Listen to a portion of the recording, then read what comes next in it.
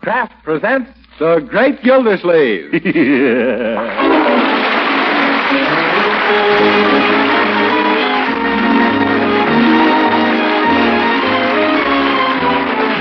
Kraft Cheese Company, who also bring you Bing Crosby every Thursday night, present each week at this time Harold Perry as The Great Gildersleeve, written by Leonard L. Levinson.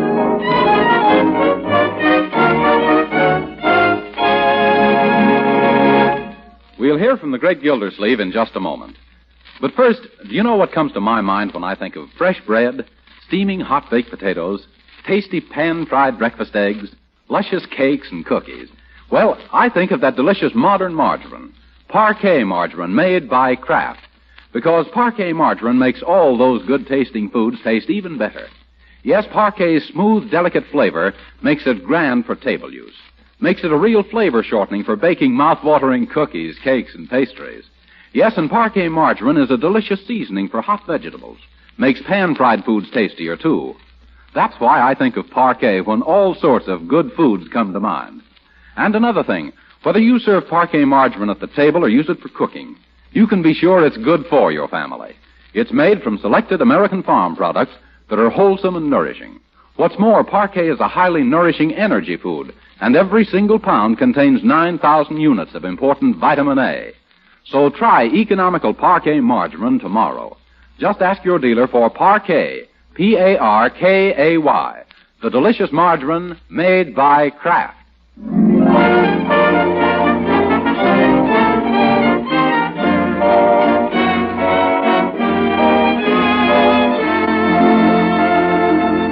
And now let's visit our friend, the great Gildersleeve.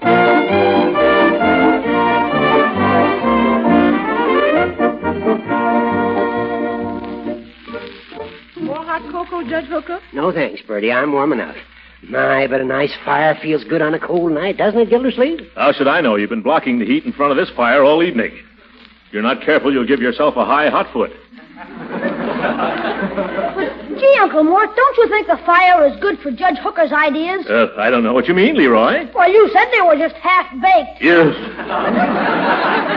I don't recall. Young man, isn't it time for you to be in bed? Yeah, but you promised I could stay up as long as we had company. Well, that's right, only I never thought the company... Excuse me, Judge, I guess my foot's fallen asleep. Oh, you needn't hint, Gildersleeve. I'm going. Only it's been so cozy here, and the conversation's been so interesting. Conversation? Sounded more like a monologue to me. Don't they let you talk down in your courtroom, Judge? Poor man, he's just lonely and blue, that's all. Who's lonely and blue? Why, just because I like the family atmosphere around here, in preference to sitting in that big, cold, empty house of mine, does that mean I'm lonely and blue? Yes. Otherwise, you wouldn't come and stand in front of our fire and get all friendly and pink. Well, maybe you're right. You know what you need, Judge Hooker, is some good woman. No, I don't. I've tried a dozen housekeepers, but they all quit. Well, personally, I don't blame them, Judge. You're as crusty as a carload of peanut brittle.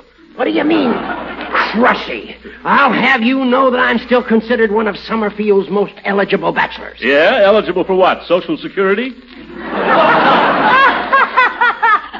Yeah. Leroy, aren't you in bed yet? Oh, another hint. Bertie, my coat and hat, please. Yes, sir. Now, Judge, don't leave just because Leroy's going to bed. How about a game of old maid, or rummy? No, thanks, Gildy. You play rummy like an old maid, and old maid like a rummy. Oh, a bad loser, eh? Here's your wraps, Judge. Now be sure and bundle up well. Thank you. My, I don't blame the government for clamping down on the weather reports. Why, Bertie? Well, the less said about this weather, the better. I guess you're right. Well, good night, folks. Yeah. Good night, you little legal loophole. Now, don't be too harsh on him, Mr. Gildersleeve. The poor man is only hungering for companionship. Yes, and our food. Why, when he looks at you in this nice house with your nice niece and nephew and eating all the nice meals I fixed, he gets so green it looks like spring is here again. Yeah. You know, deep down, Bertie, I really like the little duffer. And when I spoke about him needing a good woman, I didn't mean a housekeeper. I meant a good wife. There's some nice ladies that he might take to. Take two? That'd be bigamy, Bertie. You really only allowed one.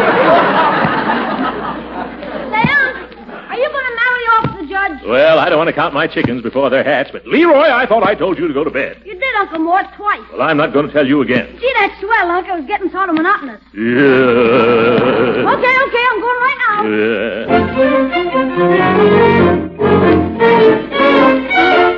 Yeah. up at last, eh, Leroy? The only thing more difficult than getting you to bed at night is waking you in the morning. Good morning, Unc.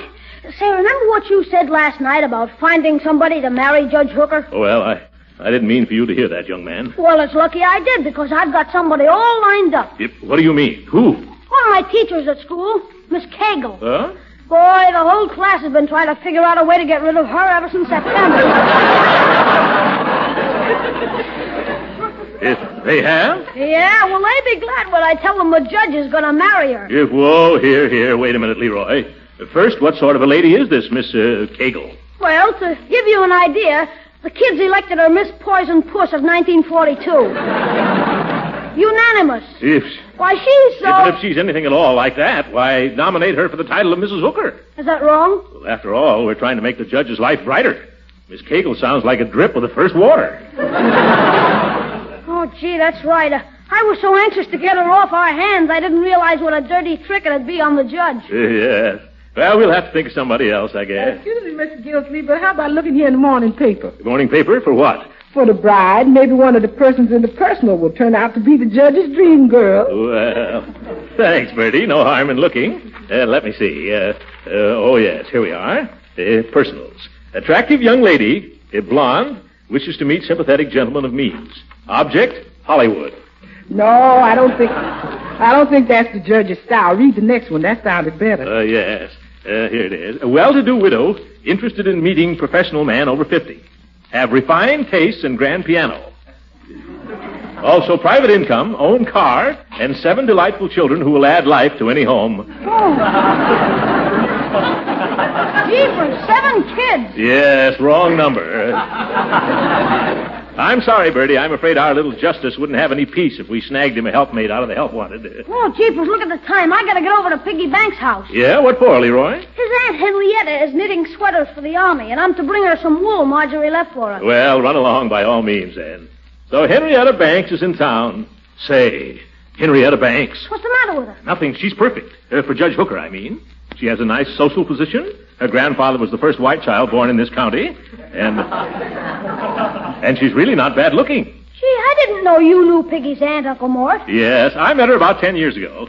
I remembered I'd just ripped my trousers before she came over, and I didn't dare get up all the time she was here. It really was very embarrassing. She sure sounds like the future Miss Judge Hooker. Yeah, well, I'm going to try anyway. Let me have that yarn, Leroy. I'll deliver it.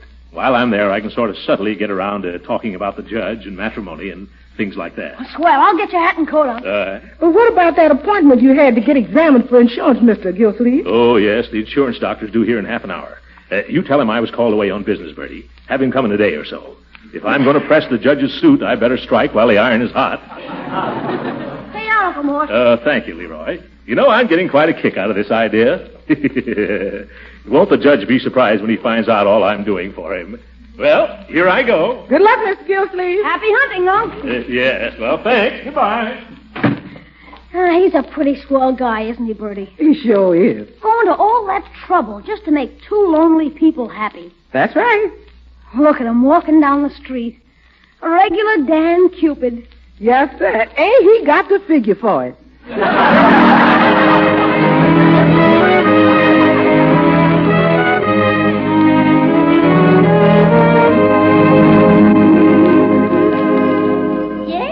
Yes, I'm coming. Oh, yes. Well, little Henrietta Banks. Why, you haven't changed a day since I saw you 10 years ago. I haven't. Oh, you're just being nice. Huh? Oh, now, don't tell me. I know who you are. You're Mr.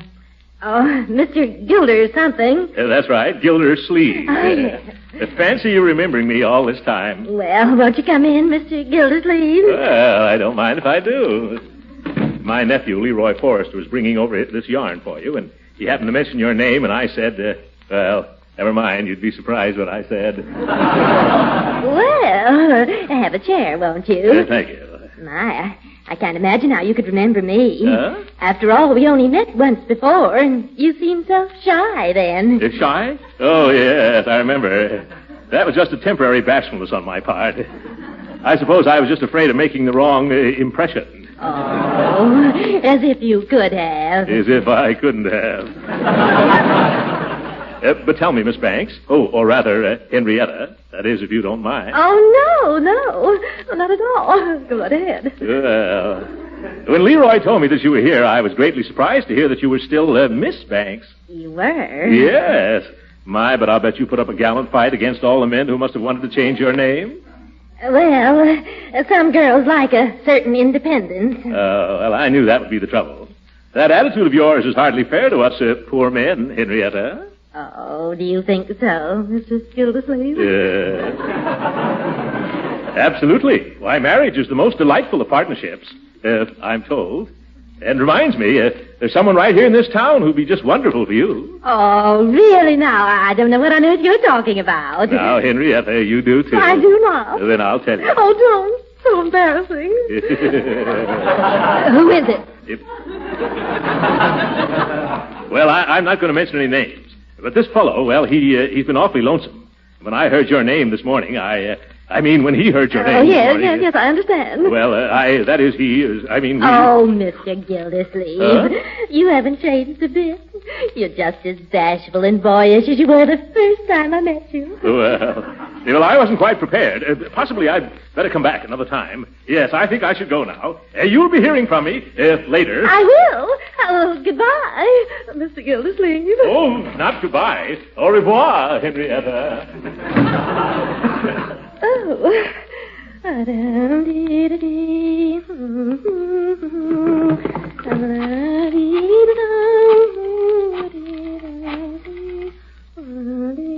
Oh, hello, Martha?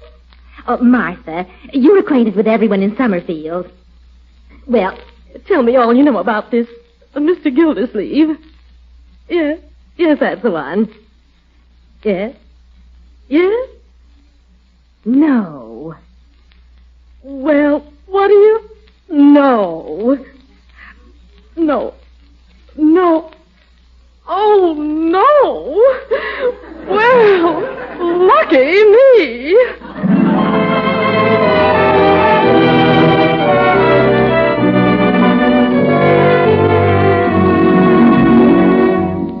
All the muddled-up cases I've ever had to listen to in all my life.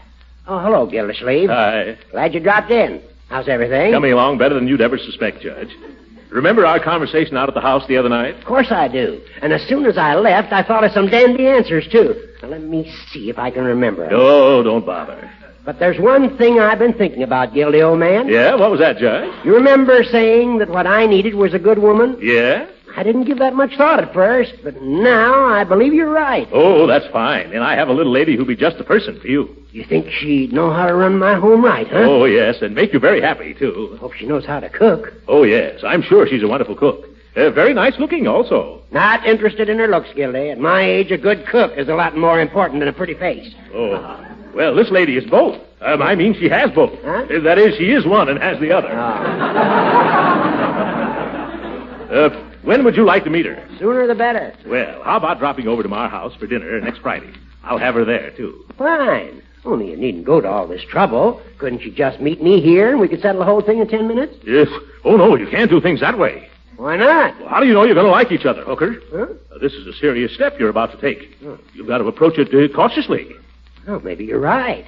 Believe me, if she's all that you say she is, I'll keep her for life. Well, I should hope so. Oh, Judge, recess is over. All right, bailiff. I'll see you Friday night, Gildy. Yeah, all right, Friday night. So long, Judge.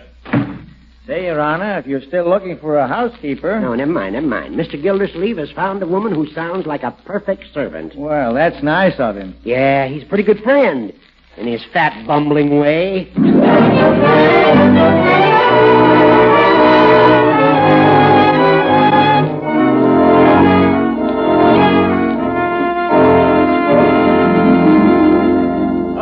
Good afternoon, Bertie. Hello, Leroy. Hi, Uncle Mort. Well, I've arranged the whole thing. Judge Hooker's coming to dinner day after tomorrow. Oh, then I better fix something extra special scrumptious with a touch of romantic and a dash of lovey-dovey. Yes. You invited Miss Banks, of course. Oh, yes. And she was so excited she kept calling me a dear boy.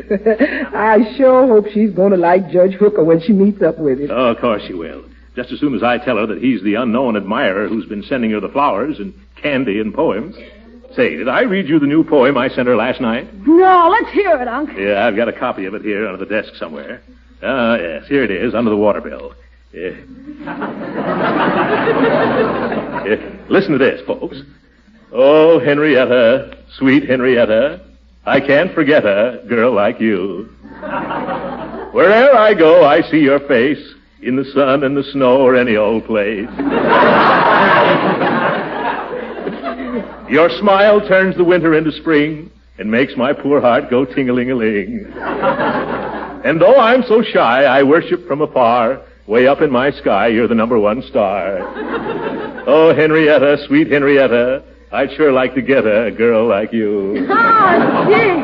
Gee, I never knew you were a poet, Unc. You sure have a gift, Mr. Gildersleeve. Yeah, do you like it? I'll give you copies if you want them.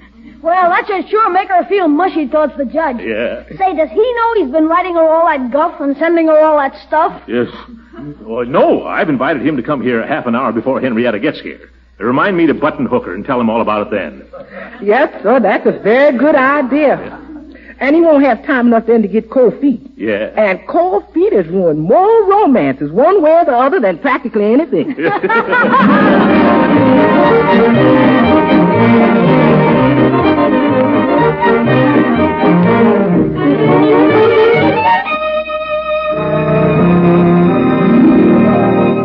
Well, is everything set, Bertie? Yes, sir, right to a T. All the judge's favorite dishes to put him in good humor. You know, I planned to decorate the table with orange blossoms so Miss Banks would feel like a blushing bride when I couldn't get none. So I used oranges, so we was out. And that's why we got lemons on the table. Yes. That must be the bridegroom-to-be now. Let him in, Bertie. Yes, sir. And won't he be surprised to learn of what we cooked up for him? Yeah. Leroy, leave those olives alone. Yes, sir, I was just rearranging them, that's all. Really? It ain't the judge, Mr. Gildersleeve, it's the insurance company. They done sent another doctor to give you that examination. Oh, my goodness. I can't make it now. Tell him I'm busy. Have him come here another time. Okay, but you better hurry before the rates go up. The risk. Gee, of all the times to show up just when we're ready to put over a big merger like this. Leroy, I wish you'd include yourself out of this affair. It's a delicate matter involving the future happiness of two fine people. And I don't want you in your juvenile way to mess it up. Oh, don't worry, Uncle Mort. I know my part. As soon as they go in the living room after dinner, I'll start playing those Nelson Eddy, Jeanette MacDonald records. Well, you're a bright boy, Leroy. That's right. Don't slip up now. The doctor done went, but he's been replaced by another visitor, Miss Henrietta Banks. What? Oh, she's too early, Bertie. Why, the judge isn't here yet. Of all the numbskull females that ever are. Hello, Henrietta. My, how lovely you look tonight. Oh, thank you, Throckmorton. Yeah? And dear little Leroy, how are you this evening? Oh, just fine, Miss Banks. Oh, come now. No more of this Miss Banks, darling. Just call me Auntie. Uh-oh. Well, how are you, Throckmorton? The cat still got your tongue? Who, me? Oh, no. We don't keep a tongue. I mean, nobody's got our cat. Won't you have a sit down? Thank you. Now, come over here and sit beside me. Huh? There. That's better, isn't it? Oh, yes, considerably. You know, I was so anxious to find out what your surprise was. I just couldn't wait. Oh. That's why I'm here so early. Do you think I'm acting like a giddy young schoolgirl? Yes. Oh, Throckmorton, you say the most flattering, precious things. Almost as nice as your poems. Yeah. My poems? But I never wrote you any poems. Oh, come now, don't deny them, you shy, modest boy. But there must be some mistake. Why, not at all. Oh, incidentally, Throckmorton, do you particularly like the color of those drapes at the window? Well, I don't know. I never gave it much thought. Why? Oh, I was just thinking about changing them, that's all. Oh, you mean... Yes. That's what I thought you meant. Throckmorton, am I going to get that big surprise before dinner or afterward? Well, Henrietta, looks like you're going to get it any minute now. Excuse me, Mr. Gildersleeve, but there's an important phone call for you. Phone call? Oh, my goodness. Excuse me, please. I'll be right back. Hello? Who is this? Hello, Gildy, old chap. This is Hooker. Sorry I won't be able to make it tonight. What? I got a hung jury that ought to be. You've got to be here, Judge Hooker. You don't understand all the trouble I've gone to. Surprises and everything. How soon can you get here? Maybe I can install things. Oh, don't count on me at all. What am I going to do about Henrietta, Miss Banks? Oh, you mean the new housekeeper? Housekeeper? Just tell her she's hired. Hired? Yeah, I'll take a chance. What can I lose? But she isn't a housekeeper at all. Then tell her she's fired. Goodbye, Gildersleeve. Well, now I'm really in the soup. Oh, Throckmorton. Is the surprise ready now? Yes, Henrietta, but it's a different one altogether. I don't understand. Yeah, I didn't think you would. I asked Judge Hooker to come here this evening. I told the judge all about you, but he can't make it tonight. Oh, well, that's perfectly all right, Throckmorton. What? It is? Surely. Oh, you don't know what a relief this is to me, Henrietta. Why, you impetuous boy. Don't you realize that even if the judge had come, we couldn't get married without a license? If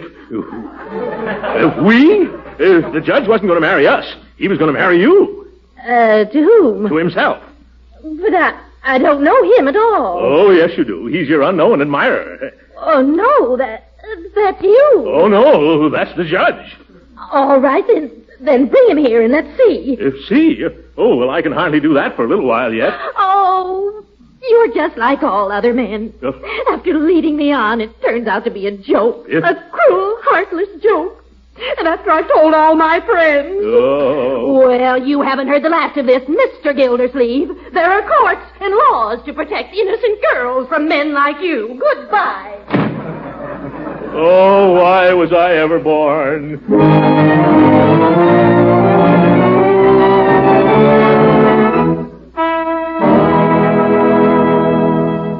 I'm telling you, Judge, Leroy got it straight from the little Banks boy. His aunt has called in some lawyer named Taylor. Oh, he's a tough man, this Taylor. He'll take you straight to the cleaners. Yeah, that's what I'm afraid of. They've been going over those letters and poems that I sent Henrietta. Uh-oh, that's bad. Yes. If they ever read those poems in court, I'll never be able to hold up my head again in Summerfield. It serves you right for trying to marry me off. Gildersleeve, you're a pretty stupid Cupid. But I meant everything for the best, Judge. Oh, please, can't you help me? Why, yes, Gildersleeve, I'll be glad to help you. If you publish those poems, put me down for a copy. Now, see here, Hooker. That's the wrong attitude after I played John Alden to your Pocahontas. Gildersleeve, I'm going to get out of here before I get involved in this scandalous case. Goodbye. I'll be seeing you in the funny paper, Gildy. The old goat. There's gratitude for you. The next time I take pity on him, I hope somebody gives me a good swift kick in the telephone. Hello? Who? Oh, Mr. Taylor. Tomorrow, Mr. Taylor? What time, Mr. Taylor? Goodbye, Mr. Taylor. Oh, now my goose is fricasseed.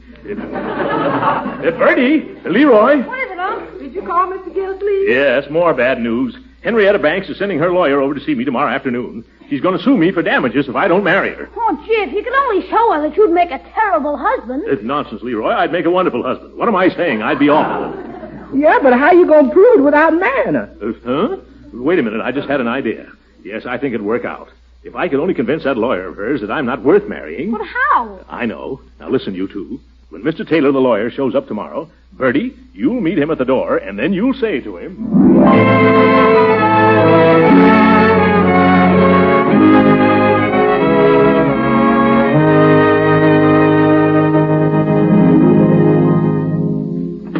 Come right in, mister. You can see Mr. Gildersleeve, but you got to promise to be quiet while you're in there, on account of he's a mighty sick man. Oh, sick? Must be something new. Oh, no, he gets this way off and on. Now, here he is, and remember, no getting him excited and no yelling at him. Oh, of course not. I brought you a visitor, the gentleman you was expecting. Oh, yes. How do you do, sir? You won't mind if my nephew just goes on feeding me my chicken broth, will you? No, not at all. Maybe I'd better come some other day when you'll be feeling better. Oh, sometimes I wonder if I'll ever feel better. No, don't say that, Unc. You still have a fighting chance. Yeah, thank you, my boy. You're such a comfort. More chicken broth, please. Okay, Unc. Careful, it's hot. Yes, I'll be careful. Oh! Hey, that is hot, Leroy. Careful, Unc. Careful? Oh, yes. Oh, the pain. No more soup, Leroy. Well, what seems to be your trouble, Mr. Gildersleeve? Well, I could tell you about my troubles all afternoon, but why bore you with an organ recital?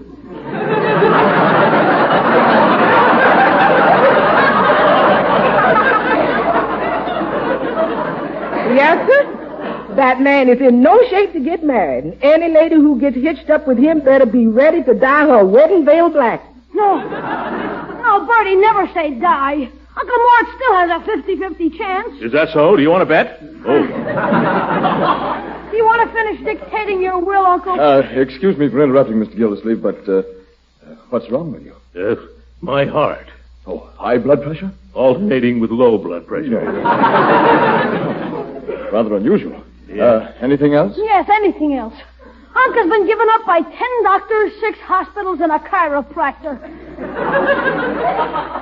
So you can see I'm really in no condition to take on new obligations. Well, I should think not. Yeah. I don't see any reason for me to waste any time examining you. I'll just go back and report. Oh, excuse me. Hand me the telephone, Leroy. Thanks.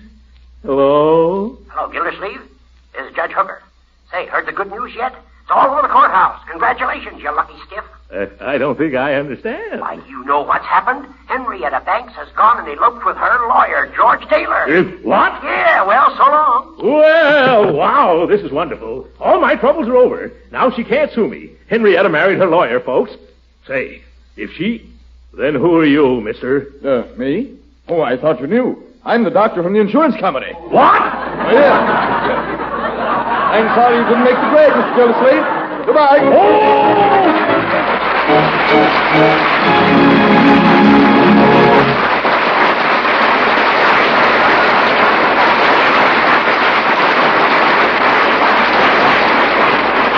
The great Gildersleeve will be with us again in a few minutes.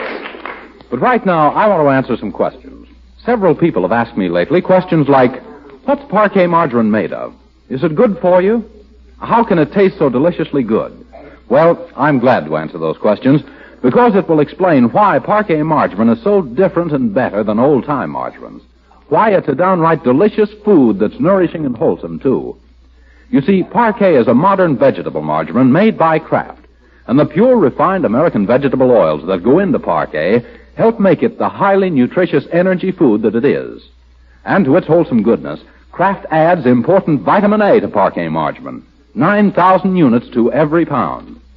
Now, about parquet margarine's delicious flavor, it's Kraft's long experience in making good-tasting foods that accounts for that. Yes, if you think all margarines are alike, just taste parquet. That rich, delicate parquet flavor is making it a favorite everywhere for table use and for cooking, too. But why not find out about parquet margarine's goodness yourself? Yes, try a pound or two of economical parquet margarine tomorrow. Just ask for Parquet, Parkay, the delicious modern margarine made by Kraft, the makers of famous Miracle Whip salad dressing.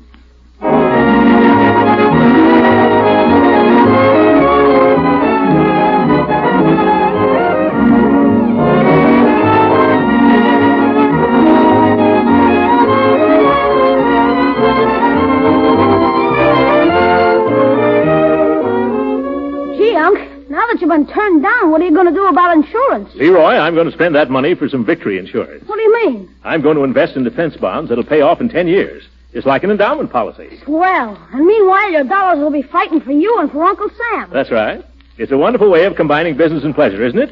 Good night, folks.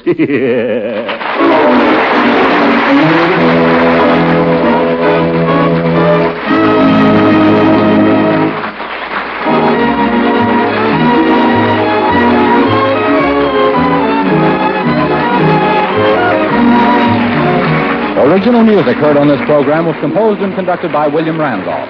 This is Jim Bannon speaking for the Kraft Cheese Company and inviting you to be with us again next week at the same time for the further adventures of the Great Gildersleeve. This is the National Broadcasting Company.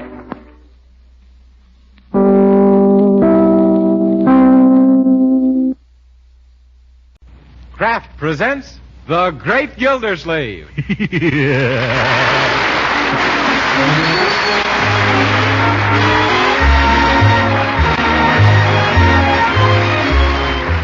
The Kraft Cheese Company, who also bring you Bing Crosby every Thursday night, present each week at this time Harold Perry as the Great Gildersleeve, written by Leonard L. Levinson.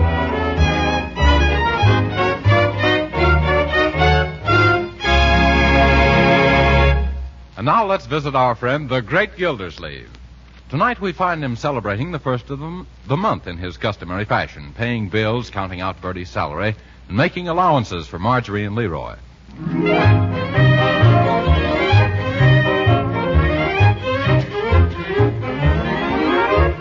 Marjorie, Bertie, Leroy. What is it, Uncle Throckmorton? Call me Uncle Mort. Yes, here I am, Mr. Gildersleeve. Well, such promptness. I'll bet you know what's on my mind. I do. This is the first of the month, and it's pay night for me. Yeah, pay night. That's right. How did you remember? Because I got 4 or 5 installment gentlemen who won't let me forget. Yeah. Say, we collect our allowances, too, Marjorie. Don't forget you owe me that 60 cents you borrowed. That was 50 cents. 50 cents and a dime interest, sis. 50 cents, and that's all, brother. Gee, I was counting on that extra dough. Leroy, you're not in the hock again, are you? Why, Uncle Mort, I don't know what you mean. Oh, you know, in the red. Oh, that's me you thinking of, Mr. Gildersleeve. Huh? I'm so deep in the red, my friends have quit calling me Bertie. I'm now known as Robin. Well, here's your salary, Reuben. Bertie. Minus the advances I gave you during the past month, of course. Thank you, sir. I certainly advanced myself to a standstill. Yeah.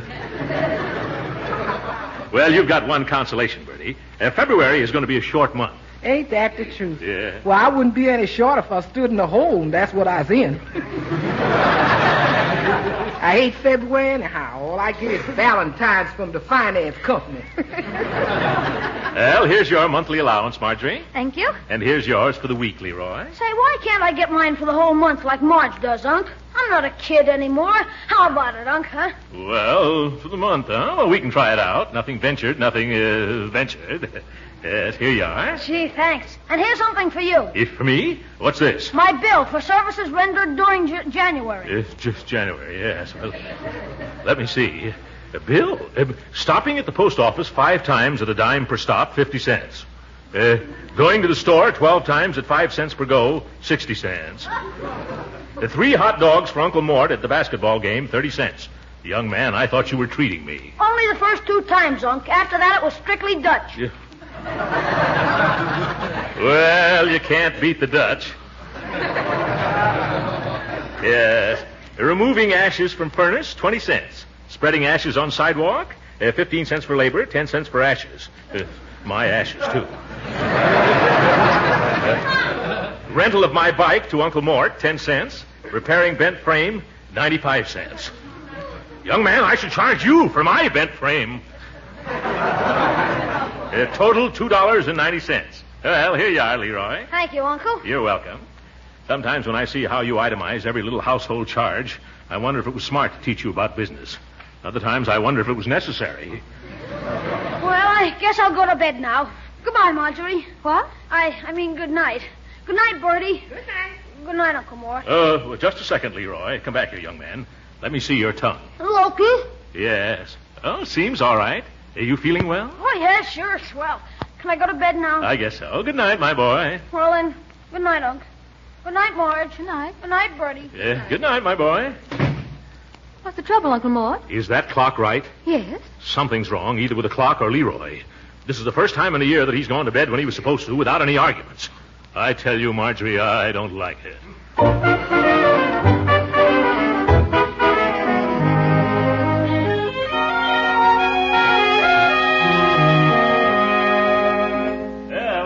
Bertie, good morning. Isn't Leroy up yet? No, sir, Mr. Gildersleeve. I ain't seen hide nor hair of him this morning. Oh, well, it's time he was up for school. I better call him. Leroy!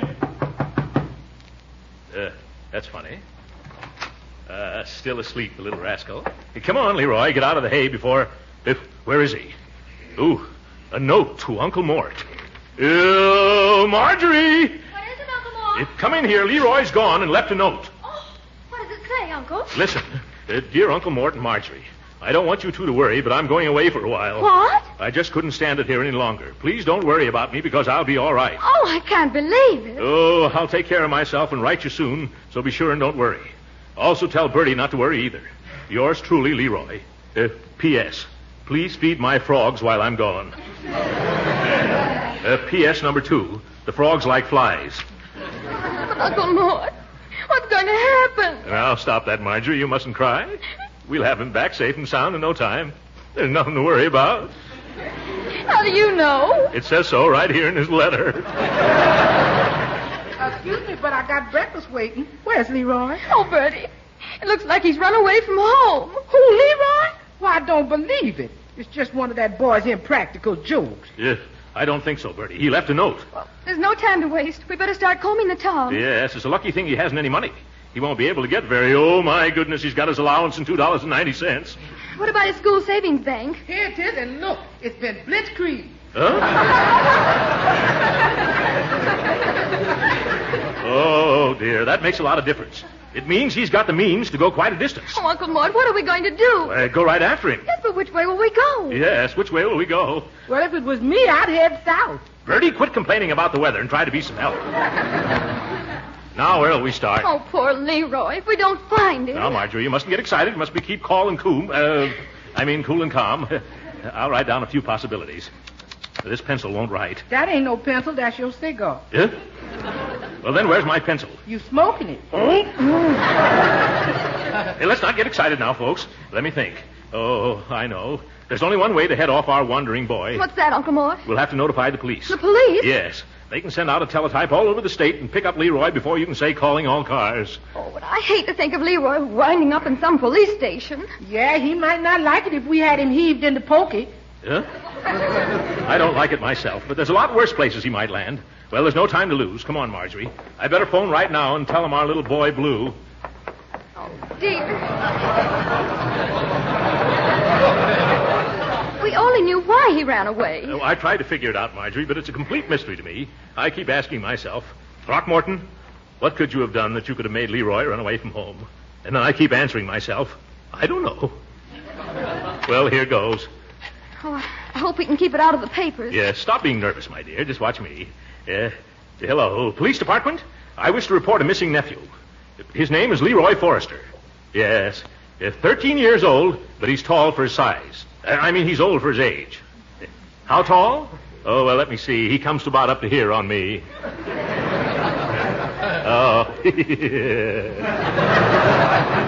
I forgot, officer. You can't see me. I meant he comes up all to most of my shoulder. Yeah. How tall am I? What does that matter? I'm not lost. Is that so? No, see here, mister. Uncle, now don't get so excited. Here, give me the phone. Yeah. Hello, police. My brother left home early this morning.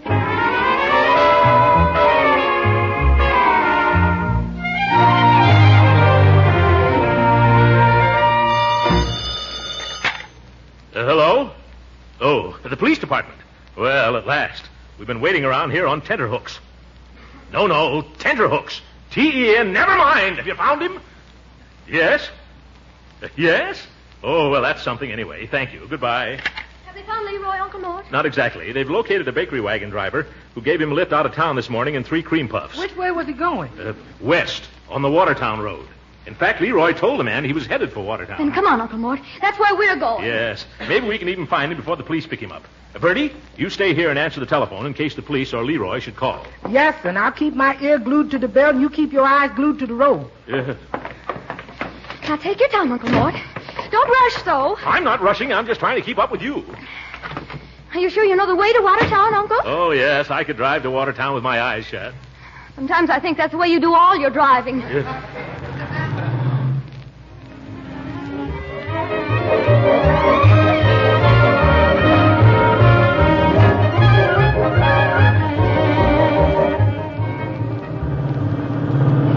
Do you know, Uncle, this is the longest shortcut I've ever traveled on. You're right, Marjorie. And the next time you hear your Uncle Mort say I know a shortcut, please tap me on the skull with the nearest hammer. Oh, it isn't your fault. You were only trying to save time getting to Leroy. Sorry. I can't understand this. This road was all right the last time I traveled on it. When was that? Let me see. It was the year I bought my Moon Roadster. Well, no wonder the road's bad. Must be 15 years since my Moon came over this mountain.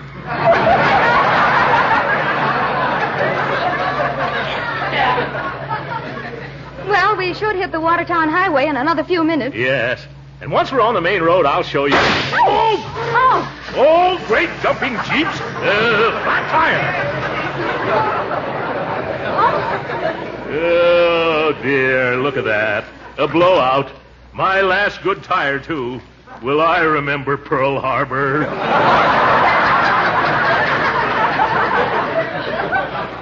Have you got a spare? A spare? Oh, yes, here in the back. I better work fast if I want to get a change before dark, though. Now, where's that key? Oh, no, that's the one to my locker at the YMCA. This one's for the padlock on my diary. Could this one? No. This one doesn't fit. What's wrong, Uncle? I can't find the key to the rear compartment. And it won't open. Yeah, I guess I'll have to break off the lock with a hammer. Oh, I hate to see you do that. Well, shut your eyes because I'm going to do it. Oh, no, I can't. You can't? No, I just remembered. The hammer's in the rear compartment with the tire. Oh, now what do we do? Could you use a rock instead of a hammer? A rock? Oh, of course. Should be one somewhere around here. Always is when you don't need one. Oh, I found one. How's this, Uncle Mort? Oh, splendid. Yeah, that rock looks like it's been through a lot, including Mrs. Uppington's window. Yeah, thank you very much, my dear. Yeah, I wish Leroy wouldn't run away from home. It's kind of hard on my automobile. There. Now, if I can pry up the lid. Yeah, I've got it. Won't take me more than palpitating priorities. Some scoundrel of a so-and-so stole my spare tire.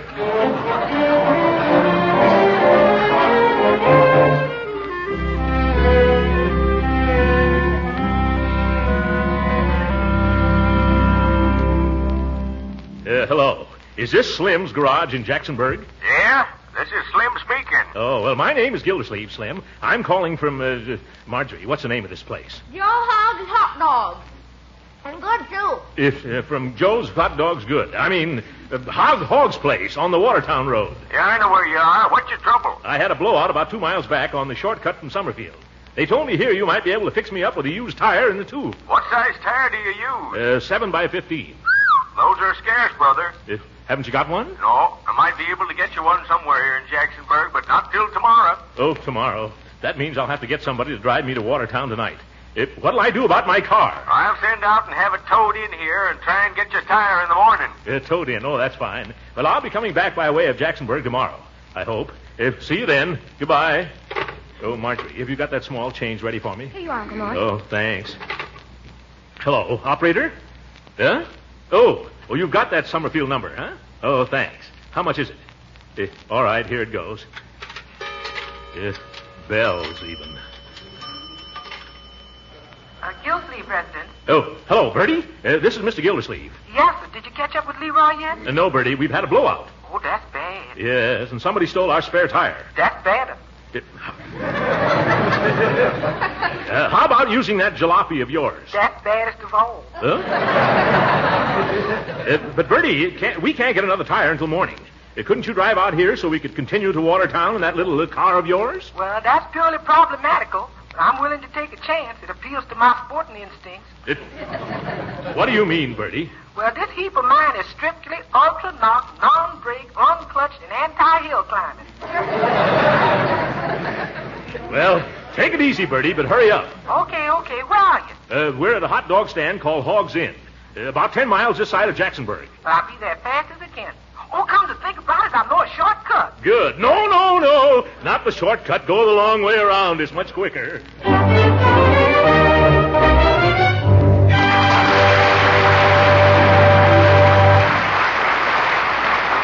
We'll hear from the great Gildersleeve again in just a moment.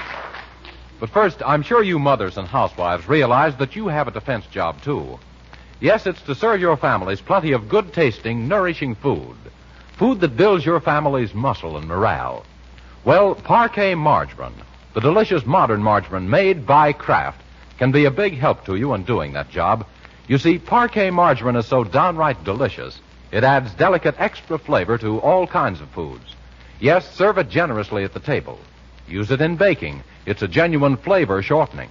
Use it as a seasoning for hot vegetables, for pan frying, too. You'll find Parquet Margarine's delightful flavor gives real lift to all your meals. What's more, Parquet Margarine itself is so wonderfully good for your family. Parquet is a nourishing and wholesome energy food, and every pound contains 9,000 units of important vitamin A. So tomorrow, add delicious, economical Parquet Margarine to your shopping list. Remember, it's Parquet, Parkay, the margarine that's made by Kraft.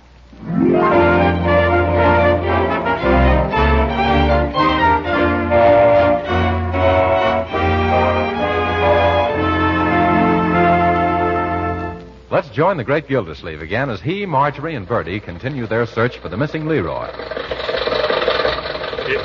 Bertie, who did you buy this car from? Rochester?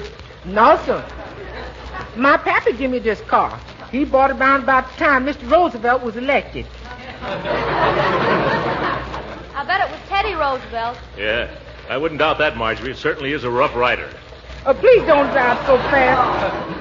Please don't drive so fast, Mr. Gildersleeve. When you goes over 30 miles an hour, the windshield has a tendency to slip down into the driver's lap. Well, what does it do at 40? It don't do 40.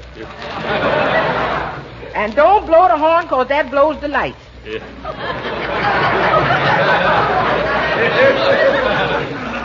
Well, if we don't go any faster than this, Leroy will have time to raise a beard, and we'll never recognize him. Yes.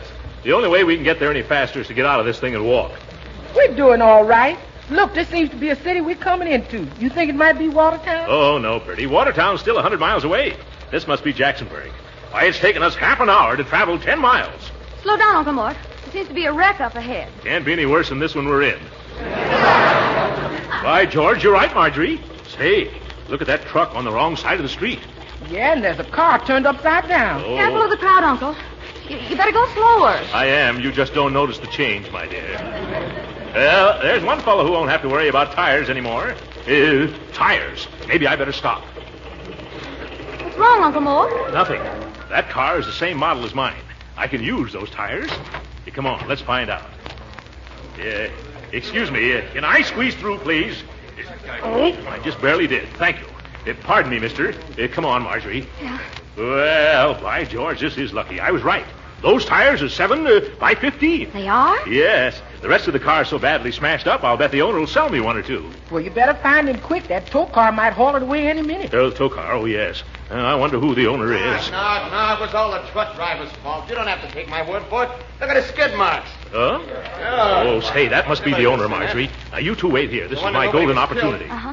Well, it makes my blood water when I think of it. A big truck like that zooming down a hill. Excuse me, sir. But could I talk privately to you for a moment? Oh, me? Yeah. Sure. Come on over here. Oh, thanks very much. Now, what is it, friend? Look, mister, your car's wrecked. But, the only thing worth salvaging are a couple of the tires. But... I need tires like that. But... You undoubtedly need money. Yeah, but... How much do you want for the two best tires? Oh, me? Yes, you, brother. How about $15 for the pair of them? Now, wait a minute. Yeah. Yeah, all right. That was just a feeler, Bud. $20? $20, huh? What's the most you'll pay? $25, but $30 is positively as high as I'll go. Okay, give me the 30. Well, all right, here you are. 10, 20, 25, 30. Now, suppose you take them off. I want the right front and the left rear. No. They're your tires now. You take them off. Huh? I got a phone call to make. So long, mister, and thanks. You're welcome, indeed. Oh, Marjorie, Bertie. Yes, Uncle Mort? I made a deal with the owner of that wreck for 2 tires. We'll take them to Slim's garage and put them on my car. Okay, I'll get the tire tools out of my car. Yeah, come on, Marjorie. I want to show you what I bought. Yeah. Excuse me, young man. Pardon me, sir. Aren't we lucky to find a wreck with the right-sized tires, Uncle Mort? Yes. Well, here they are. Not exactly new, but worth their weight in sugar these days. Here you is, Mr. Gildersleeve. Now, be careful and don't break this wrench. Yeah, I won't. Because it's a very important tool. Huh? I not only uses it to change tires, but also as the final and conclusive argument in traffic disputes. Ooh. Yeah, I understand. I never took a tire off a car that was upside down before, though. This one's a little tough. Hold the wheel, Bertie. You hold the wheel and I'll unscrew the lug. Oh, well, all right. I guess holding the wheel is the harder job of the two anyway. Here. Can I help too, Uncle Mort? No. Bertie and I have it, haven't we, Bertie? Yes, sir. Yeah. Now, be careful, Uncle, or you'll get your fingers dirty. Yeah, who said that? Oh, Don't pay any attention, Uncle Mort. Just some fresh fellow. Yeah, by George. If I was sure which one popped off, I'd pop him. Here, Bertie, let me do that. Boy, I got them all off already. Huh? Now, you just help me lift it down. Yes, of course. Here we go. What you gonna do now, Uncle? Go hook rolling? Did you see who said that, Marjorie? Oh, never mind those street corner loafers, Uncle Mort. All right. No, Bertie, I'll take the other one off myself. Give me that tire wrench. Thanks. If there are any more remarks from the gallery, I'm going to unscrew a loose nut or two. What's the matter, boys? Cat got your tongues? Come on, Uncle Mort. We've got to hurry. Yes. Oh, of course. Yeah. Hey, wait a minute. What do you think you're doing, buddy? Oh, hello, officer. I had a blowout this evening and no spare tire, and I happened to come across this wreck here, and it had the same size tires. Well, wasn't I lucky? I'll say you was, until I arrived. What have you got to do with it? Well, if you aren't the nerviest car stripper I ever seen. Nerviest car stripper I ever saw, officer. What do you mean I'm a car stripper? As if you didn't know. Standing there with your face the picture of innocence framed in a stolen tire. Stolen? I bought these tires from the owner of this car. I've got witnesses. You boys saw me paying them, didn't you, boys? Well, I saw you talking to some guy, but he wasn't the owner of that car. How do you know he wasn't? Because he ran out of the pool room with the rest of us when we heard the crash. Oh, what? Do you mean that I was taken in? You weren't, buddy, but you're gonna be. Come on with me. Take your hands off of me, copper. I'll hammer you into an ashtray. No, Uncle Mort. Oh, Marjorie, you and Bertie had better drive on to Watertown and keep a sharp lookout for Leroy. I think I'm going to be detained here. All right, if you think that's best. Come on, buddy. We're going to join the station wagon set. The station? What do you mean? I'm going to phone the station to send over the wagon, and then we'll be all set.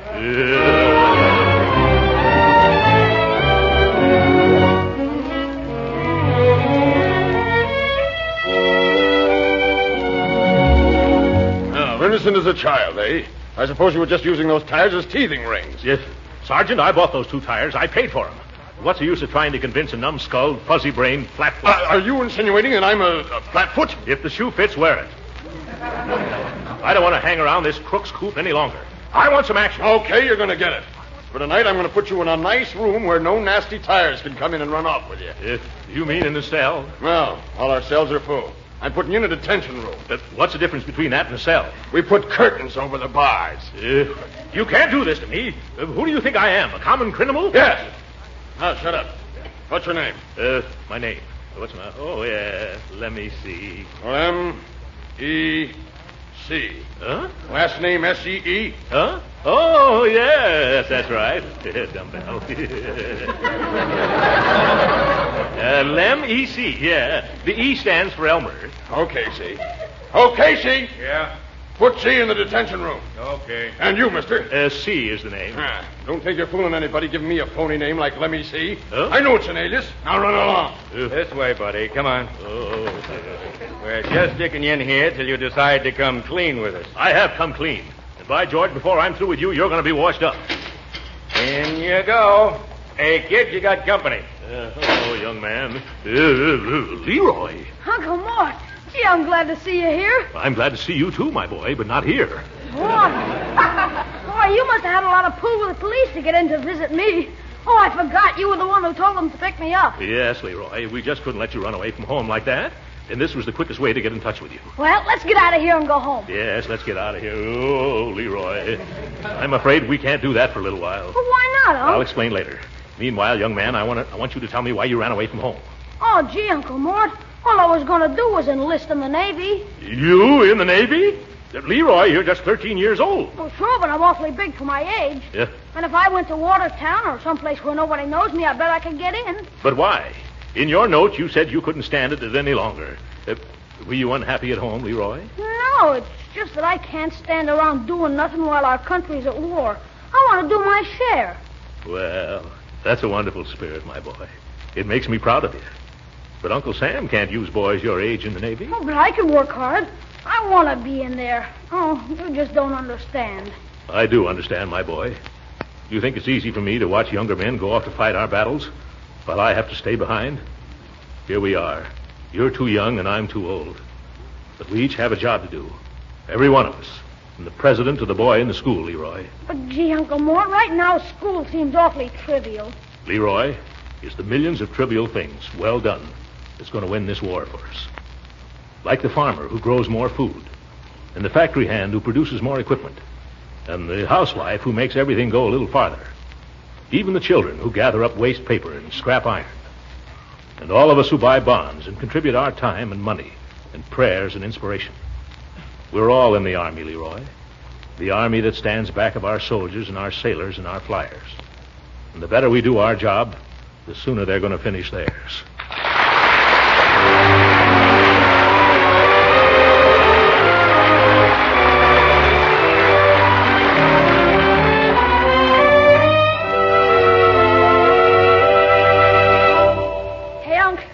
It's morning. I've been awake all night, Leroy.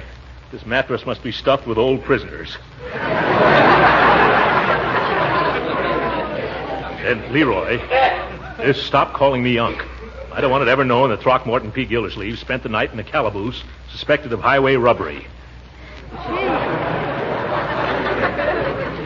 Gee, we're both in a spot. Huh? You can't get out till you can prove you paid for those tires, and I can't get out till you can prove you're you. Huh? Oh, well, maybe they'll let me call Judge Hooker. If they do, we're about to have a visitor.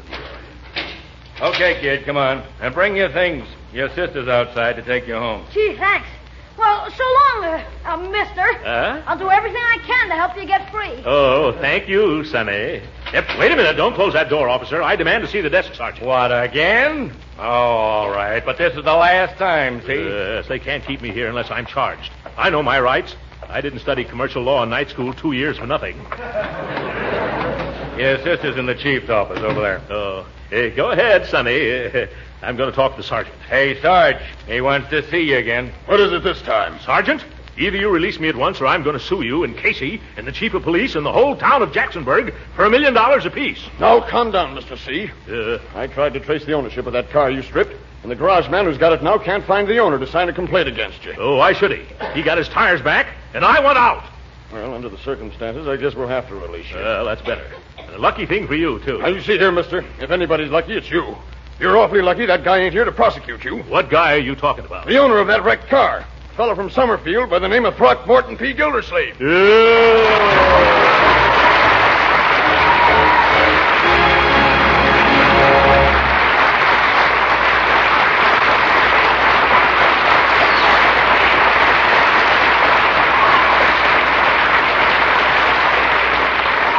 The great Gildersleeve will be with us again in a few minutes. But right now, I suppose some of you used margarine in the last war. Well, I don't know, of course, how you felt about margarine then, but I do know that modern margarine is so much better that there's just no comparison. Take Parquet margarine, for instance, the delicious modern margarine made by Kraft. Why, one taste of Parquet's delicate, appetizing goodness will convince you how wonderfully delicious it is. Yes, in flavor and texture, Parquet margarine is as different from old-time margarines as night is from day. You see, Parquet margarine is made by Kraft, and surely that's a guarantee of quality and fine flavor. Parquet is a wholesome vegetable margarine, made by modern methods that just weren't possible in the old days. And to make Parquet even better for you, Kraft adds important vitamin A to Parquet margarine, 9,000 units to every single pound. So find out tomorrow how good modern margarine can be by trying delicious Parquet margarine made by Kraft. Serve it at the table, use it for cooking too, but be sure to ask your dealer for Parquet, P-A-R-K-A-Y.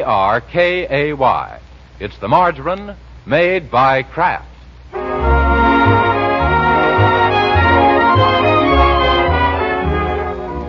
Sorry, folks, our time's up. Good night.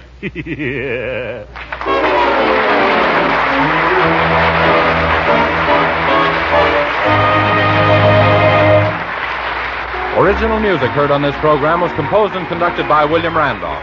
This is Jim Bannon speaking for the Kraft Cheese Company and inviting you to be with us again next week at the same time for the further adventures of the Great Gildersleeve. This program came to you from Hollywood. This is the National Broadcasting Company.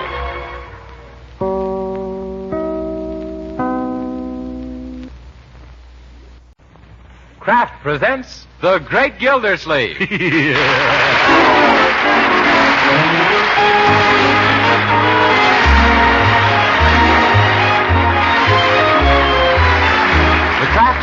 Company, who also bring you Bing Crosby every Thursday night, present each week at this time Harold Perry as the Great Gildersleeve, written by Leonard L. Levinson.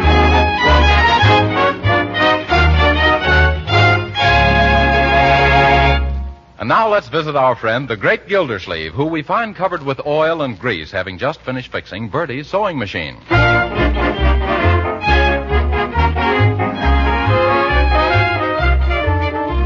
Well, your sewing machine's all fixed now, Bertie. You should hear that singer hum. Oh, thank you, Mr. Gildersleeve. Is it all right to use now? Oh, yes, indeed, Bertie. Go right ahead. No reason now why you can't sew on the little so-and-so. That's fine. Now I can run up my new summer uniform for the mysterious and bewildering order of the Daughters of Cleopatra. Oh, yes. What kind of a summer uniform? Oh, we just switch from the heavy to the lightweight veils. Hi, Uncle Mort. Hi. Hello, Bertie. Hello. Say, Unc, how'd you get all that oil on your hands and face? You look like you've been playing post office in a grease pit. Post office in a grease pit? Well, I never played post office there, though I never mind the frantic antics of my youth. I look this way because I just finished fixing Bertie's machine. Yes, and now I just puts my foot on the pedal and away it goes. Yeah. Couldn't have been a better job done if a real mechanic done did it. Of course not. I'm an expert. Don't forget I had hundreds of them at the Gildersleeve Girdle Works. Anytime we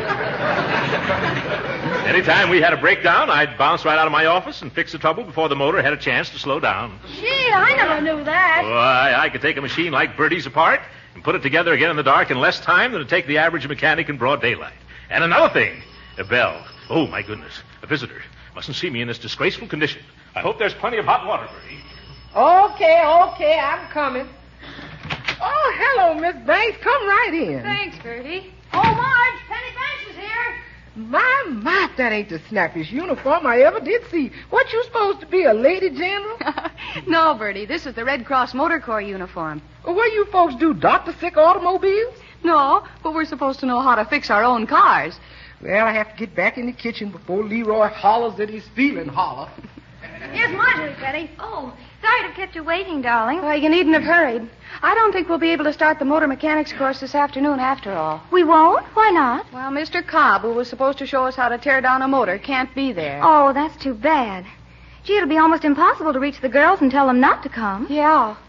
I don't know what we can do. Oh, gee, why don't you ask Uncle Mort to teach you? Does he know anything about automobile motors? Oh, sure, he's a whiz. He can take whole cars apart and put them together blindfolded in the dark. Well, I never knew that, Leroy. Well, I didn't either up until a few minutes ago. But he's fixed up Bertie's old jalopy so that she just puts her foot down on a pedal and away she goes. Oh, no, Leroy. No one could repair that coffee grinder. Well, Uncle Mort did. He used to fix all the trucks at his girdle works himself before they could even come to a stop. Well, it sounds like your uncle can save the day for us, Marjorie. Shall we ask him? Well, this is all news to me, but why not? Oh, Uncle Mort? Yes, Marjorie? Can you come here for a moment? Why, certainly. What is it, my dear? Hello there, Penny. Hello. Well, my, you look attractive in that outfit. By the way, what outfit is that outfit for? Why, it's the Red Cross, and we need your help. Why, certainly. How much, my dear? Just a couple of your hours of your time, Uncle. We'd like to have you come over to headquarters and show us how to take apart and put together a motor. Like you did for Bertie, Unc. Oh, yes, Bertie's, of course. The Red Cross used a lot of them. When do you want me? Oh, this afternoon, Mr. Gildersleeve. Come, Penny. Don't be formal. Just call me Uncle Mort. Well, will you, Uncle Mort? Oh, well, I'm sure you could get somebody better qualified. Oh, now, don't be modest, Uncle. You'd be wonderful for this. Besides, the man we wanted couldn't show up. Oh, well, I don't know. Oh, you wouldn't want to disappoint all those pretty girls. Oh, pretty girls. Well, of course, if you put it that way, I'll come. Oh, fine. And you'd better make your talk fairly simple. Some of our girls don't know the difference between a hose connection and a garter. Oh, they don't, eh? Well, I'd have a hard time telling them apart myself. Of course, that's stretching it a little bit. Oh, Uncle Mort, always joking. Oh, Tell the truth, I'm not so sure about several things myself. Now take the differential. No, thank you. If I did, I wouldn't know what to do with it. Oh, now be serious, Uncle Mort. You sound as if you didn't know a thing about cars. I don't. But I know sewing machines from bobbin to shuttle. Oh, sewing machine. Oh, Uncle. Really, Marjorie, your uncle says the most amusing thing. Well, I don't see why you have to go into stitches about sewing machines. Oh, he's just an old kidder. Glad you liked it. Well, let's get going now. Oh, come on. Oh, be down at headquarters at 2, please, Uncle Mort. Goodbye, Leroy. Bye. Don't be late, Uncle. Goodbye, girls. Leroy, what's so funny about sewing machines? Were they giving me the needle? I don't know. You were the one who brought them up. Well, I did not. They asked me to come to Red Cross headquarters and show the girls how to take care of them, didn't they? Oh, no, not sewing machines. Automobiles, Unc. What? Oh, but I never... Oh, what have I gotten myself into? Gee, what's wrong, Unc? I don't know anything about auto motors, Leroy. Why, on half of the new cars, I don't even know how to raise the hood.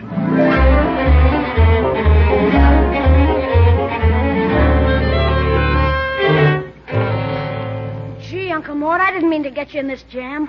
Where are we going? To find the mechanic to fix my lecture. Now, this garage we're coming to, Mike. No soap, Unc. Look, this shop closed Saturday afternoons. Oh, leaping lima beans. Come on, Leroy.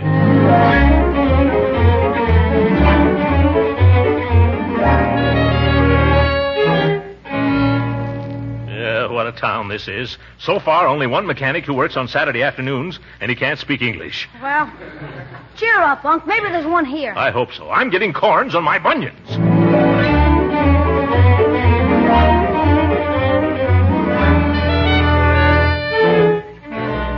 Well, now that I've explained the whole thing to you, mister, how about coming with me? Who, me? Oh, I ain't no mechanic. You're not? Then what are you doing in this garage wearing overalls and carrying a wrench? Oh, I'm the plumber. You.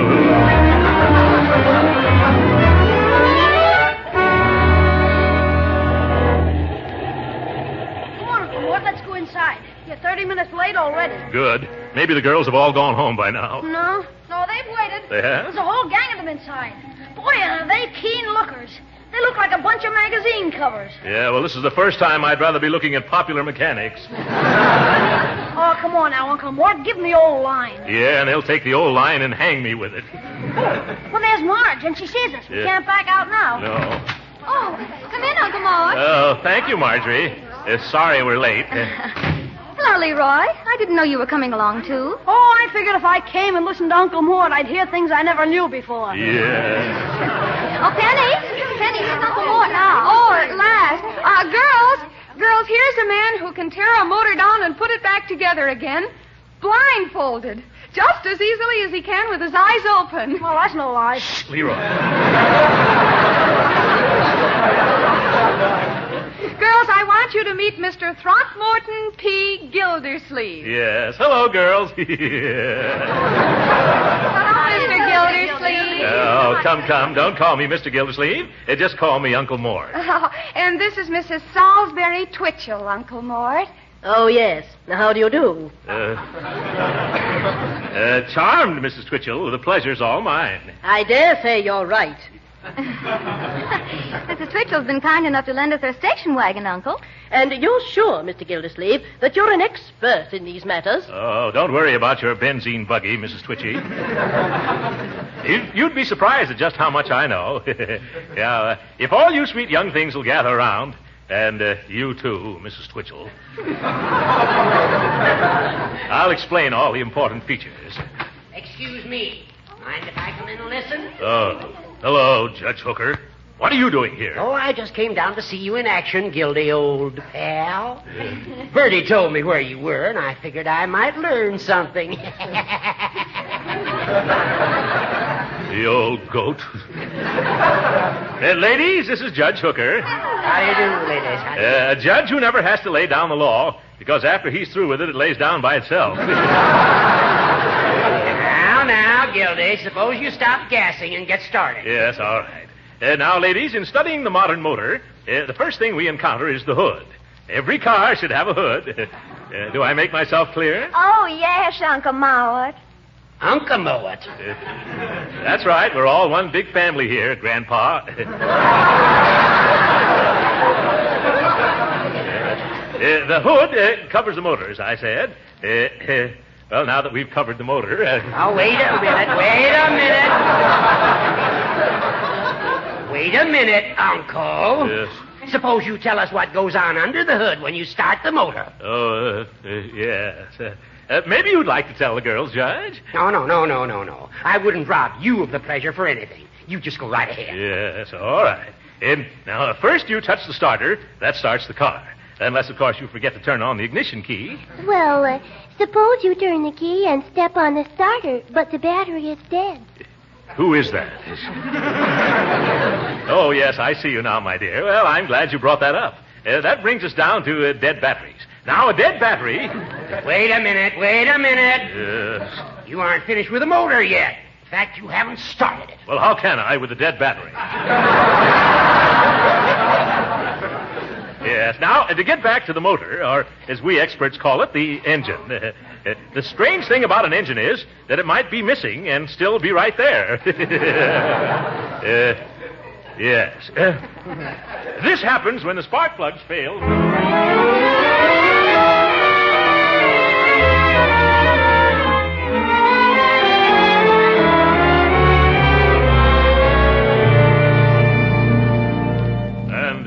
Then the last of the gas is exhausted out of the exhaust. Well, that reminds me, I'm exhausted myself.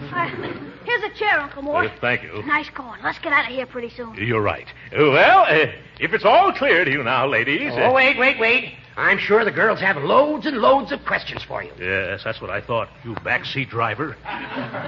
All right, girl. Well, isn't the muffler supposed to keep the motor warm? And how often do you oil the fan belt? If you have an electric heater, do you still need a radiator? Well, yes and no. Those are very good questions, girls. Shows you were paying attention. Now, suppose we take them up, say, next week. Oh, let's finish them up now. The afternoon is still young. Yes, but I'm not. Oh. Relax.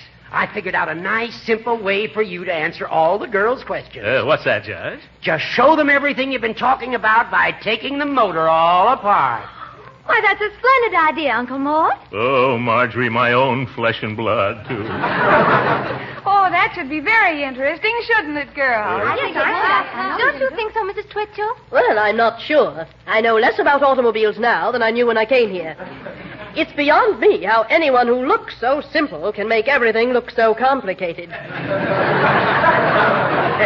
Go ahead, Gildersleeve. You double-crossing dodo. I'd be glad to do it, folks, only I didn't bring any tools. Oh, well, there's a complete set in the car, Mr. Gildersleeve. Oh, fine. Too bad I'm wearing my best clothes, though, isn't it? What, that zoot suit? Yep. Here's a pair of coveralls, Unc. Gee, I just found them. Coveralls. Well, isn't that just peachy? Your uncle's little helper, aren't you, Leroy? Yes, sir. There's a place over here where you can put them on, Unc. Oh, well, after such a build-up, I guess I'll have to tear down the motor. Here, come on, Leroy. Here, hold my coat. Young man, what's the big idea? Unc, I found an instruction book and a catalog of parts in that lady's car. It shows how to fix the motor, too. Oh, fix the motor? Oh, that's help. Where is it? I hid it in back of the water cooler out there. That way, every time you get stuck, just go over and take a drink. Then you can sneak a look at the book. Sneak back and... You're a bright boy, Leroy. You ready now, Uncle Mort? Ready? Not from a mechanical standpoint, Leroy, but let's go. Well, here we are again. Well, shall we begin? Oh, I see you've removed the hood, Judge Hooker. Yes, and here are your tools, Gildy. Now, quiet, girls, quiet. Yeah, quiet. Pay attention to Uncle Mort. As a mechanic, I'll bet he's a panic. Yes. Well, come on, girls. Don't be afraid to ask questions now. Don't crowd me so, girls. Oh, what am I saying? I don't mind it crowding a bit. Oh, Uncle Mort, what's that little round piece of machinery? Where? Right there. That. Well, that's the, let me see now. Well, that's funny. I'm a bit thirsty. Excuse me while I go get a drink of water. Oh, isn't he fascinating? I'm going to ask him what I should do about my clutch. Just trim your nails, honey.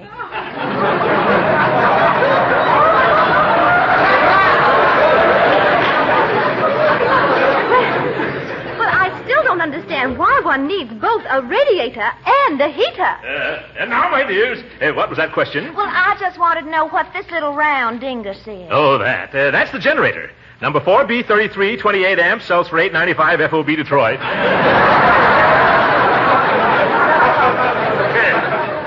Thinks he's smart.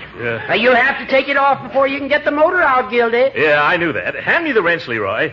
Thanks. Now, all I have to do is... Oh! Uncle, are you all right? Just a little shock, my dear. I'll be all right just as soon as I get another drink of water. I'll get it for you, Uncle. Never mind. I'll feel better if I get it myself. I don't know. I should be so thirsty. Something I had for lunch, no doubt. I'll be right back and dismantle the motor.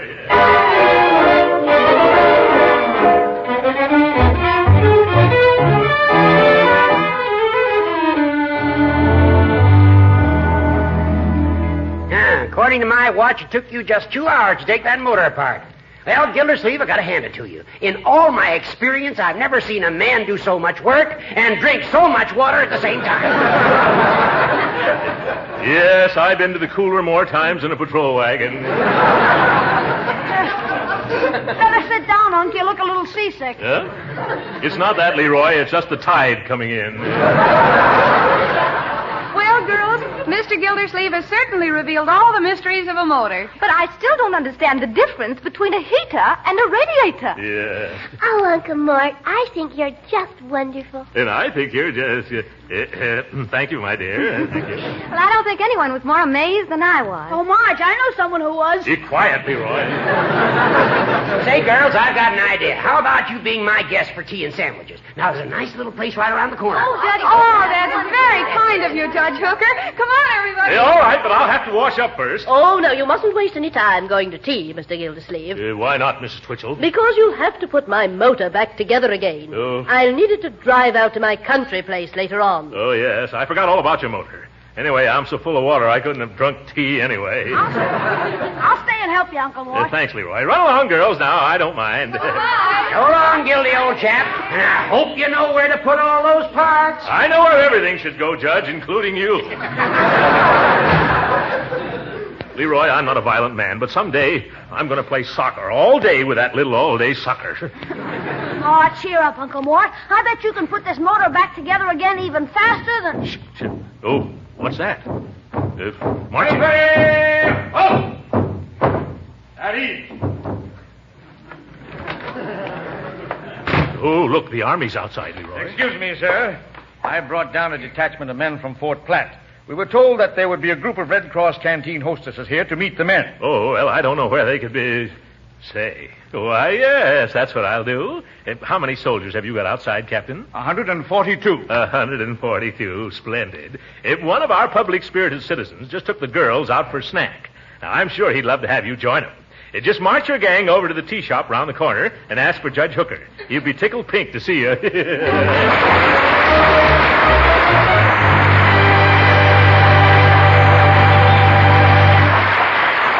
We'll hear from the great Gildersleeve again in just a moment. But right now, I guess most men will agree that nothing starts the day off right like a good, hearty breakfast. Yes, give me sizzling hot eggs with plenty of toast, or maybe some pancakes or waffles, and man alive, I'm about ready to lick the world. That's why grand-tasting Parquet margarine deserves a mighty important place on the breakfast table. Yes, spread wholesome Parquet margarine on waffles or pancakes or breakfast toast. You're sure to love its delicate, appetizing flavor. And as for those breakfast eggs, try pan-frying them in Parquet. You'll find they're tastier, and you'll like using Parquet because it doesn't spatter or stick to the pan. Yes, and Parquet margarine is grand for baking, too, because unlike bland, tasteless fats, Parquet is a real flavor shortening. And remember, Parquet margarine is not only good tasting, it's good for you, too. Yes, wholesome Parquet is a mighty nourishing energy food, and every pound contains 9,000 units of vitamin A. So right now, put Parquet margarine at the top of tomorrow's shopping list.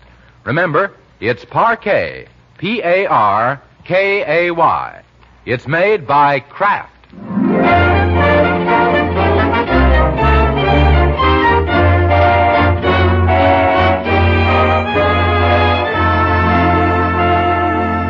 And now now back to Gildersleeve and Leroy, who have succeeded in putting the motor back together again and have returned home.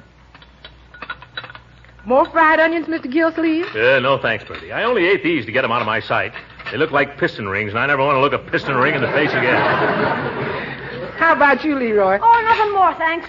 Well, I think I'll go to an early movie now. Maybe I'll go with you. Is there a Hop-Along Cassidy playing around here anyplace? No, you've seen all the new hop-alongs. How about going to see an Eastern picture for a change? No, Leroy. When I go to a picture show, I want to hear a lot of shooting. It keeps me awake. Well, I'll run along now. I'll be back early. All right. Careful, a little dessert, Mr. Gildersleeve? Well, that depends on what you have to offer. Well, there's some custard and a slice of devil's food cake and some pie left over from yesterday. Or you can have some stewed fruit and icebox cookies. Or fix some fresh tapioca pudding. And, of course, there's still some of that strawberry ice cream. Oh, fine. That'll be just right for me. You mean all of them? Oh, no, I wouldn't stuff myself with all of them. You can skip the stewed fruit. Okay. My, it takes a wide variety of desserts to make a wide variety of gentlemen. Yeah. Oh, never mind. I'll get that doorbell, Bertie. Hello, Gildersleeve. Can I see you a minute? Sure. Take a good look. No, I want to talk to you, Throckmorton. What do you want, you little snake in the bush? I'm a snake. Say you just stuck me with 142 soldiers. Oh, yes, the Army. I'd forgotten about that. Well, what do you want, Judge? I seem to have lost my watch. Huh? The last I remember, I took it out and set it down to time you when we were at Red Cross headquarters. Oh, did you go back there and look for it? Yes, I was there just now, but I couldn't find hide nor hairspring of it. Yes, hairspring. Sure you didn't happen to pick it up? I'm not accustomed to picking up other people's watches, Hooker. It's a nasty habit that gets you into bad company. You start associating with judges and people like that. Cut the comedy, you big clown. Yeah. Now, let's try to figure out what's happened to that watch. Was it valuable? I should say. Given to me by the grand jury after we indicted that fake jewelry racket mob. Oh, left over from the investigation, no doubt. It was not. This watch cost a couple of $100. Oh, my goodness. What's worrying you, Hooker? I just remembered. I set the watch down on the engine block. Well, that's funny. I didn't see it when we were putting the motor back together. Oh, maybe it's in one of the cylinders. Yeah, well, that could have happened very easily, couldn't it?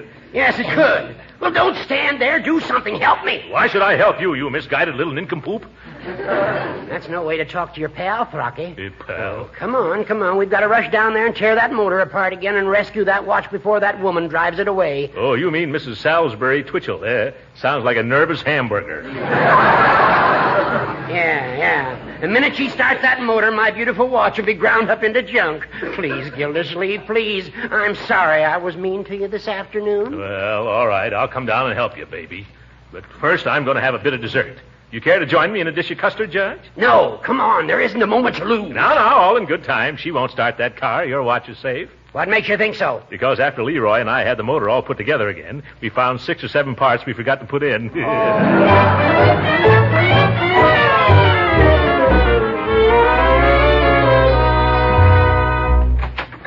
Well, there's the station wagon, and it looks like the coast is clear. Yes, Judge. There doesn't seem to be any sign of that old battle axe. Hello there, Mrs. Twitchell. Oh, hello, Mr. Gildersleeve.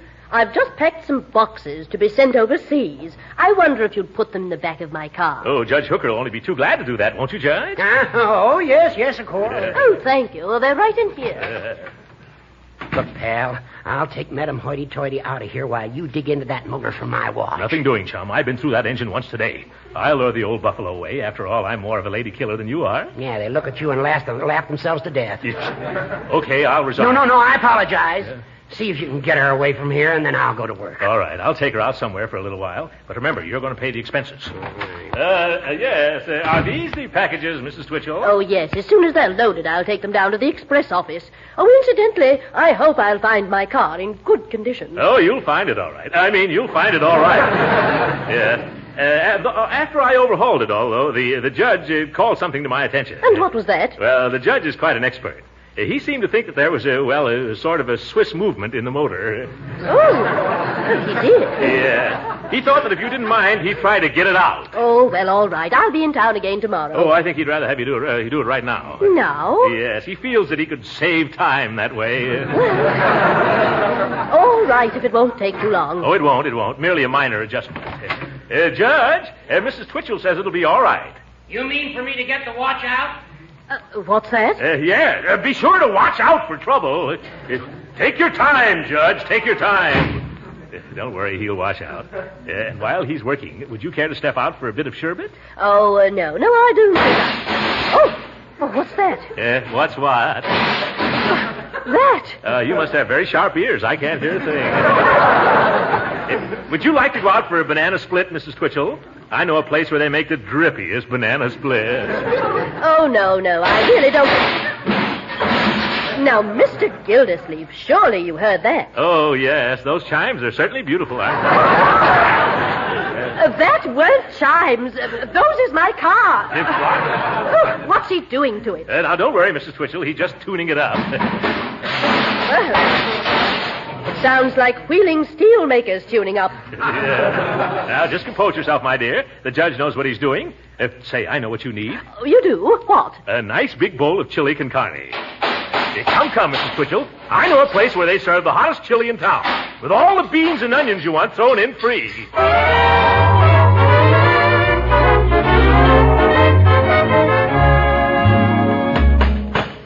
Of all the concerned ding-dang fool pieces of machinery I ever had the misfortune to get up. Well, hello, Judgy. Wow, you certainly declared total war on that motor. It's all out. Find the watch? No, and I've done everything, even strained the oil. Oh. Say, where's Mrs. Twitchell? Well, I left her at the movies. I sneaked out while she wasn't looking. But you were supposed to stick with her. Well, I'd have done it, too, if Hopalong Cassidy was only there to help me. Oh, what's Hopalong Cassidy got to do with it? He keeps me awake. Anyhow, it's after 10, and she'll be back pretty soon. And, brother, if that car isn't all in one piece, you won't be either. Oh, when I look at all these parts scattered from one wall to the other, I don't think I'll ever get it back together again. Oh, come on, help me, won't you, Gildersleeve? Well, I'll tell you what I'll do, Judge. I'll give you just as much help as you gave me this afternoon. No. No, that isn't fair. You bet it isn't. All the pretty girls have gone home. Okay, I'll do it myself. I always knew you'd turn out to be a fair weather friend. Well, it's raining. Hi, Unc. Hello, Judge Hooker. Say, Bertie told me you were here, so I hurried over just as soon as I got home. Leroy, what are you doing out so late? Gee, I had to come. I clean forgot to tell Judge Hooker about his watch. What about my watch? Well, you left it on the engine, and I picked it up. Here it is, Judge. What? And I did all this work for nothing? Oh, Judge Hooker, is my car ready? Oh, jumping jeeps, Mrs. Twitchell. Come on, Leroy, quick. Let's duck out the back way. Goodbye, Judge. Good luck, Judge.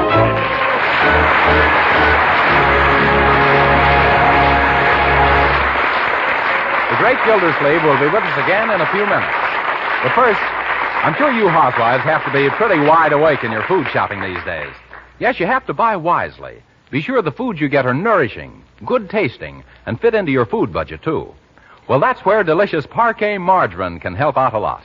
You see, Parquet margarine, the wholesome modern margarine made by Kraft, just about fills all these requirements. It's nourishing, it's wonderfully good tasting, and Parquet margarine's economy helps out a lot in making your food budget work. Yes, Parquet margarine is a delicious, economical source of important food values. It's a wholesome, highly nutritious food, one of the best energy foods you can serve at your table. Besides, every pound contains 9,000 units of important vitamin A. What's more, Parquet margarine is so delightfully good tasting, it just can't be compared with old-time margarines. You'll like its delicate, appetizing flavor, whether you serve it as a spread for bread or use it for baking and pan frying. So if you're a wise food shopper, you'll certainly try delicious, economical Parquet margarine. Yes, tomorrow sure, order Parquet, Parkay. It's the margarine made by Kraft.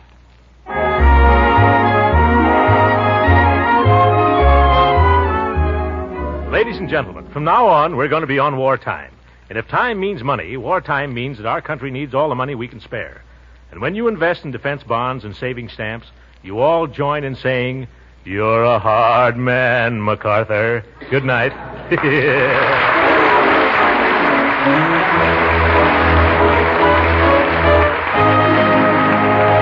Be with us again next week at this same time for the further adventures of the great Gildersleeve. This program came to you from Hollywood. This is the National Broadcasting Company.